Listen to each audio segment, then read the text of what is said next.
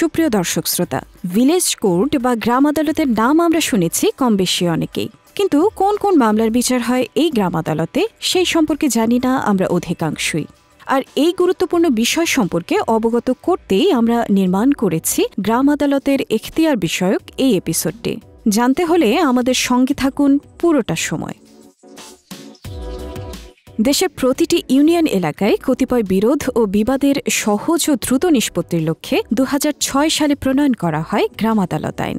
আইনটিতে রয়েছে মোট ২১টি ধারা এবং একটি তফসিল।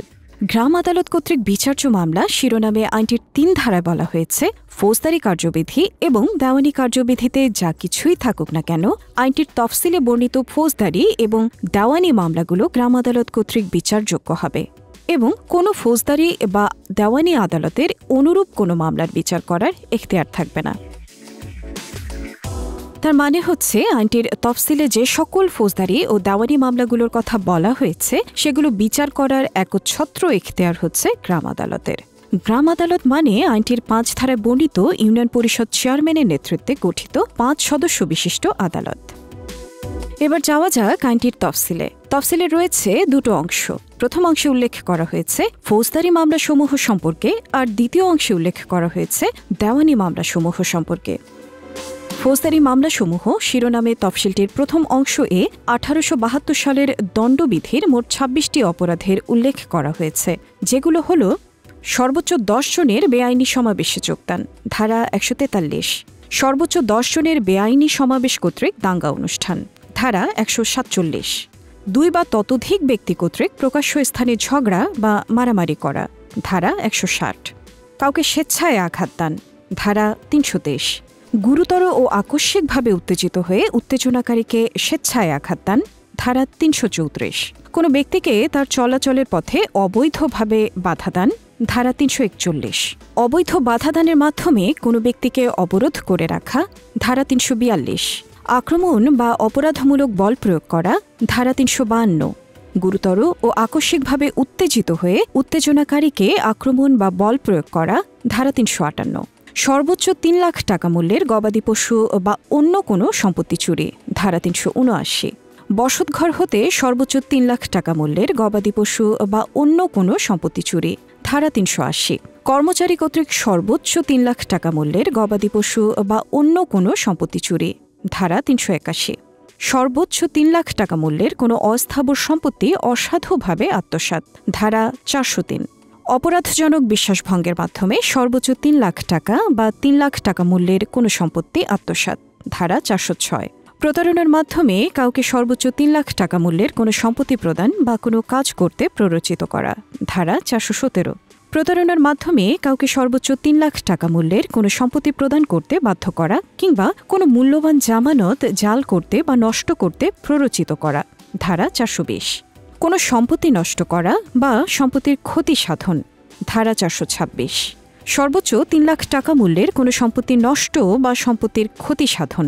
ধারা ৪২৭; সর্বোচ্চ ৩ লাখ টাকা মূল্যের কোনো জন্তু হত্যা বা বিকলাঙ্গ করার মাধ্যমে ক্ষতি সাধন, ধারা ৪২৮; সর্বোচ্চ ৩ লাখ টাকা মূল্যের কোনো গবাদি পশু হত্যা বা বিকলাঙ্গ করার মাধ্যমে ক্ষতি সাধন, ধারা ৪২৯; অপরাধ সংঘটনের উদ্দেশ্যে কারো দখলকৃত সম্পত্তিতে অনধিকার প্রবেশ, ধারা ৪৪৭; শান্তিভঙ্গের উদ্দেশ্যে কাউকে অপমান বা অবজ্ঞা করার মাধ্যমে উত্তেজিত করা, ধারা ৫০৪; ভয় দেখানো বা সুনাম নষ্ট করার উদ্দেশ্যে কাউকে হুমকি প্রদান, ধারা ৫০৬ প্রথম অংশ; দৈব আক্রোশের ভয় দেখিয়ে কাউকে কোনো কাজ করতে বাধ্য করা, ধারা ৫০৮; কোনো নারীর প্রতি অশালীন মন্তব্য বা অঙ্গভঙ্গি করা, ধারা ৫০৯; এবং নেশাগ্রস্ত হয়ে মাতলামি বা অশোভন আচরণ করা, ধারা ৫১০।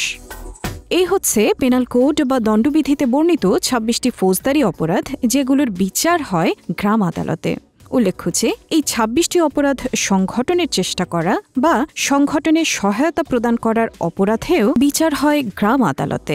আরও উল্লেখ্য যে দণ্ডবিধিতে এই অপরাধগুলোর কোনো কোনোটির শাস্তি ৭ বছর পর্যন্ত কারাদণ্ডের দণ্ডনীয় হলেও গ্রাম আদালত কিন্তু দোষী সাব্যস্ত কাউকে কারাদণ্ডে দণ্ডিত করতে পারে না।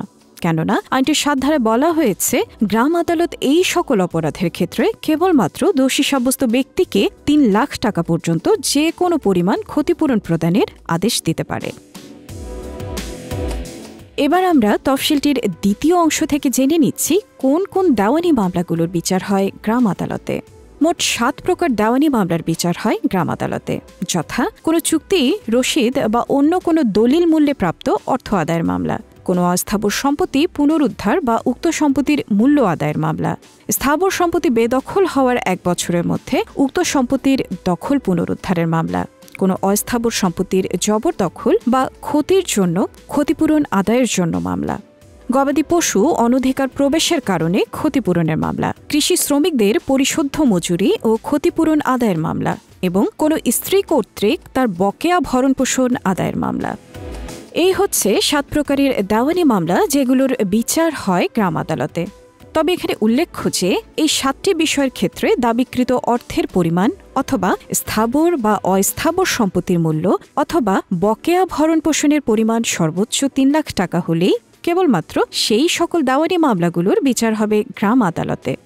আর ৩ লাখ টাকার অধিক হলেই এই মামলাগুলোর বিচার হবে প্রচলিত দেওয়ানি আদালত বা জজ কোর্টে। আইনটির ৭ ধারার বিধান মোতাবেক এই প্রকারের মামলাগুলোর বিচার শেষে গ্রাম আদালত সর্বোচ্চ ৩ লাখ টাকা পর্যন্ত ক্ষতিপূরণের আদেশ প্রদান কিংবা সম্পত্তির প্রকৃত মালিককে সম্পত্তি বা তার দখল ফেরত প্রদানের আদেশ দিতে পারে। সুপ্রিয় দর্শক শ্রোতা, এভাবে আমরা জেনে গেলাম গ্রাম আদালতে বিচার্য ফৌজদারি ও দেওয়ানি মামলাগুলো সম্পর্কে। তবে এখানে একটি প্রশ্ন আসতে পারে যে গ্রাম আদালতে বিচারাধীন মামলা কি প্রচলিত ফৌজদারি বা দেওয়ানি আদালত বিচার করতে পারে? জি দর্শক, যদিও গ্রাম আদালত আইনের ৩ ধারায় স্পষ্ট করে বলা হয়েছে যে আইনটির তফসিলে উল্লেখিত ফৌজদারি ও দেওয়ানি মামলাসমূহ কেবলমাত্র গ্রাম আদালত কর্তৃক বিচার্য হবে, তবে আইনটির ১৬ ধারা মোতাবেক কোনো কোনো ক্ষেত্রে এই ফৌজদারি বা দেওয়ানি মামলাগুলোর বিচার প্রচলিত ফৌজদারি বা দেওয়ানি আদালতেও হতে পারে। এই ক্ষেত্রগুলোর বিষয়ে ধারাটিতে বলা হয়েছে, ফৌজদারি মামলার ক্ষেত্রে চিফ জুডিশিয়াল ম্যাজিস্ট্রেট যদি মনে করেন যে গ্রাম আদালতে বিচারাধীন কোনো ফৌজদারি মামলা জনস্বার্থে ও ন্যায় বিচারের স্বার্থে কোনো ফৌজদারি আদালতে বিচার হওয়া উচিত, তাহলে তিনি গ্রাম আদালত হতে মামলা প্রত্যাহার করে মামলাটি বিচার ও নিষ্পত্তির জন্য কোনো ফৌজদারি আদালতে প্রেরণ করতে পারেন।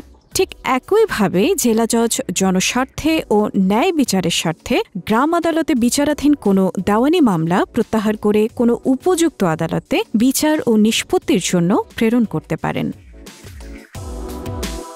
আবার ধারাটিতে গ্রাম আদালতকেও মামলা ট্রান্সফার বা স্থানান্তর করার ক্ষমতা প্রদান করা হয়েছে। তবে গ্রাম আদালতকে এই ক্ষমতা দেওয়া হয়েছে কেবলমাত্র ফৌজদারি মামলার ক্ষেত্রে। এই বিষয়ে ধারাটির ২ উপধারায় বলা হয়েছে, গ্রাম আদালতে বিচারাধীন কোনো ফৌজদারি মামলার ক্ষেত্রে গ্রাম আদালত যদি মনে করে ন্যায় বিচারের স্বার্থে অপরাধীর শাস্তি হওয়া উচিত, তাহলে গ্রাম আদালত বিচার ও নিষ্পত্তির জন্য মামলাটিকে ফৌজদারি আদালতে পাঠিয়ে দিতে পারবে। সুপ্রিয় দর্শক শ্রোতা, এই হচ্ছে গ্রাম আদালতে বিচার্য মামলাগুলো সম্পর্কে আমাদের পরিবেশনা। বিদায় নিচ্ছি এখানেই। সবাই নিরাপদ থাকুন আর যুক্ত থাকুন লটিউব বিডির সঙ্গে আমাদের শ্রান্তিহীন পথ চলায়।